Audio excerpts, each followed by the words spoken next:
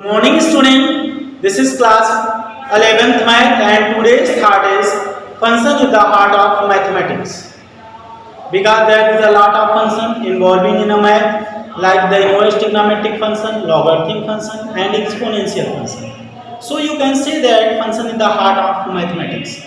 Now we move on the exercise 3.2. This is NCERT and it is the question number 10 from NCERT. This is called minus 15 pi by 4. So firstly you have to remember one formula that sine minus theta, if there is a sine minus theta then it is minus sine theta, cos minus theta gives you cos theta.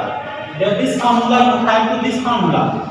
Sine minus theta gives you sine theta, cos minus theta gives you cos theta, and tan minus theta gives you minus tan theta. Similarly, cosec minus theta gives you minus cosec theta, and sec minus theta gives you plus sec theta, cot minus theta gives you minus cot theta. Use this formula and find out the value cot minus 15 pi by theta.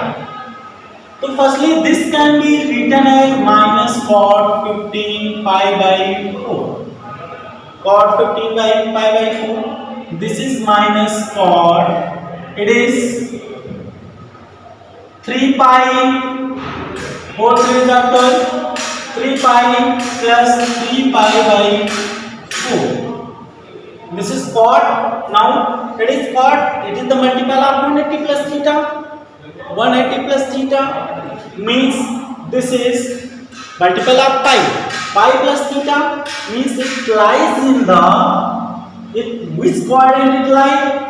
So firstly we need to check in which quadrant you use the formula, or you can also use, if there is a problem then you can also use 4 pi minus pi by 4. This is 16 pi minus pi by 4 makes it 15 pi by 4. 15 pi by 4 means this can also written as cot 2 into 2 pi minus pi by 4.